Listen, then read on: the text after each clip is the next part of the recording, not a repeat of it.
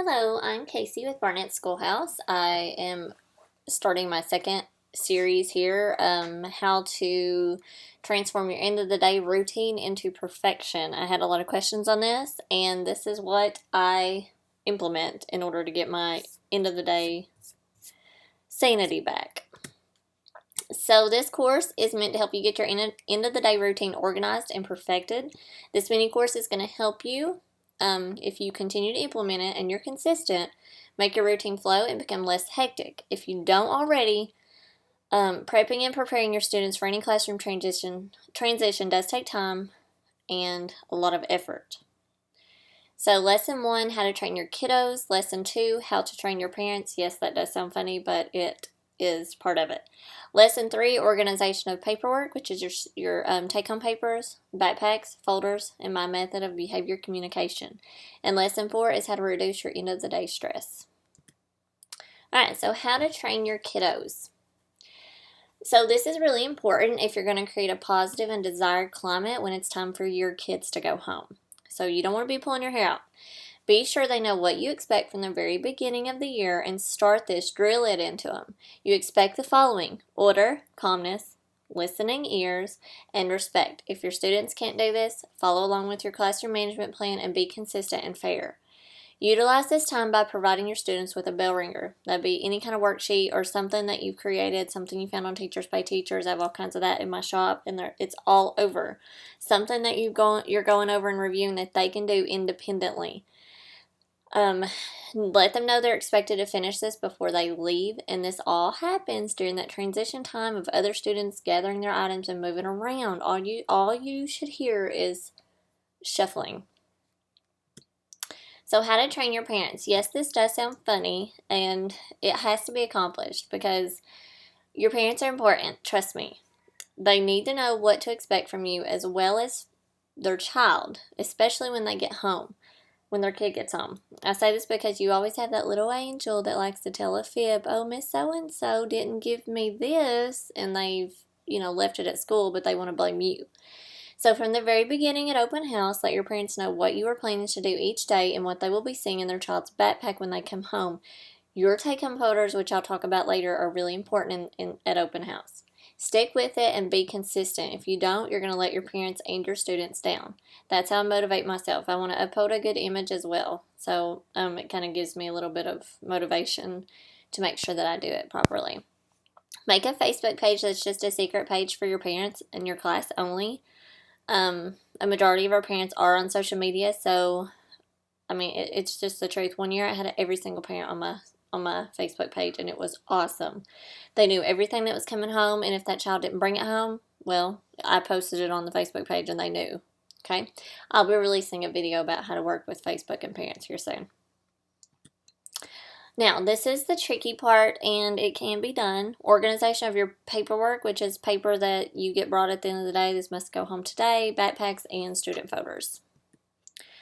Have you ever opened your own child's backpack and not been able to find anything? This is when I start to panic, and this is where take-home photos that I just mentioned come in handy. Please purchase about 100 of those at the beginning of the year with some of your classroom money. Hopefully you can find them for 10 cents because that's when I wait and I get them when they're 10 cents a piece because it's an awesome deal. I get like 100 of them and I just keep storing them because they rip, they tear over time. That's just inevitable. They're plastic. They're great if you use them right. Make sure to stress how important they are to your students as well as to your parents and that they are to be loved and cherished. Stress it to your parents at parent night, open house, every time you see them. Stress that take-home photo. Use these every single day or week, whichever you prefer, to ensure that your parents and students get the memo of how important these are to you and how important it is for your communication with them. Papers to go home. If you've got a backpack or a cubby space, this is the perfect location to put a bin or one of those stackable file bin things for papers that are going to be sent home. This is papers that the school sends out usually. That's what I used to do. Placing them in this specific location is going to help you keep track of them all day. And when someone just drops in and says, oh, hey, these need to go out today, bye, throw them in the bin so you don't forget. Student work is a different story. You're going to want one of those big folder bins. I have had these big plastic ones, and I would put the drop-in folders in them, and I would label each one with the child's name, and as the week went on, we would drop their graded papers into their folder, their hanging file folder, and then I'd pull them out and staple them with a note on top saying they might have been missing something, or they got a bad score on a test, or they're doing great. Not too bad to get that all organized. Organizing backpacks. This is really going to depend on your space. Hanging on the backs of chairs or cubby space with hooks. I'm going to cover both. So the backs of chairs. I think this is ideal, even though they do fall off and make, a big tripping mess for your other students sometimes. But I think this is perfect because you can easily hand out the forms to your kiddos and then they just put them in their backpack folder, their take-home folders themselves. And this teaches them some independence and gets them ready for the next grade. Now, if you have a little grade, it may be a little harder to do that, so it's totally up to you on what you feel like your students can do. They are trainable, so, all students are. In order to keep chaos from arising, show them what you expect by modeling it, order and calmness, play some soothing music, don't let them run around wildly and scream and holler. Show them what you want. Model it for them. Be like, okay, Sandy's going to put her papers in like this. Show them. Make sure all eyes are on you. Make sure you're constantly repeating it. I know I say that a lot in my videos, so make sure that you have constant repetition. Now, this is going to depend on if you have cubbies and hooks, which is what I had the year before. This can be a little more crazy and chaotic. You can easily pull your hair out, so make sure you're listening. Call your students by rows or tables, whichever you prefer, in groups of no more than 3 to 4 kiddos to come and get their backpacks and their paperwork. I'll say this again, in order to keep chaos from arising, show your students what you expect. Order and calmness. Play some music, some of that soothing music I just mentioned. Don't let them run around and scream and holler, and show them what you want them to do by modeling it. As I always say, constant repetition and consistency is key. You're going to get tired, you're going to get annoyed by continuing to repeat yourself, but trust me, it's going to pay off, and you'll be able to show that off within months to your other say someone just drops in and you're like, oh my gosh, these kids are so good. There you go. Alright, so another thing I put in their take-home folders, I put it in the prong part. Each month I put a new one in there. Usually I slip them into a sheet protector, but that does take me longer to put the smileys on it and the sad faces. It's totally up to you. You can just put them in the prongs, maybe print them on thicker paper. I have this somewhere. I'll try to upload it for free at my shop, and I'll put a link down on the description of this video. But this thing is so easy to make. All I did was just insert some boxes, and I make a calendar for each month, and then each day, like say it's Monday, November the 1st, or Tuesday, November the 1st, I'll put a smiley face or a sad face for that child, and make sure you write their name on it. That way if it falls out or it gets lost, you know whose it is.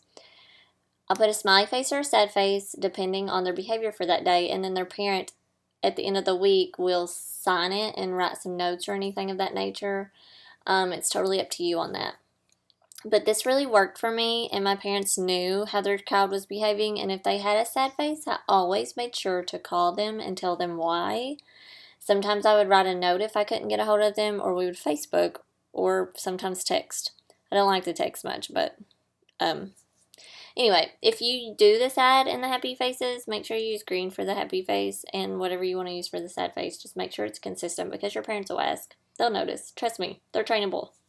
Alright. Like I said, I'll try to get that loaded up there. It may be loaded. I'll have to check. Alright, how to reduce your stress at the end of the day. Just before it's time to get ready for parent pickup and bus, have maybe 10 or 15 minutes where your students wind down by watching a short clip, something educational. Maybe do some yoga with them, or even do some meditation, depending on their age. Go use the bathroom go out of the room. Yeah, go to the bathroom by yourself, but maybe 5 minutes before or 10 minutes before they're getting to get ready, and maybe arrange this with an assistant or talk with your principal about it to just kind of give yourself some breathing time. Even though it might be in the bathroom, sometimes we do go hide in there, people. If you're teaching a young grade, like preschool, get your take-home papers, everything ready while your kids are sleeping before they wake up from nap. And spend 30 minutes of their nap doing that so it's calm for you and everything's just ready and it flows. if you don't try to take care of yourself, you're going to get stressed. You're going to pull your hair out. It's just inevitable. We are human. We're only human. Don't beat yourself up, okay? Um I hope you guys have enjoyed this video. Let me know in the comments area of Teachers Pay Teachers if you have any questions, and I'll try my best to help you. Thank you so much, and I really appreciate it.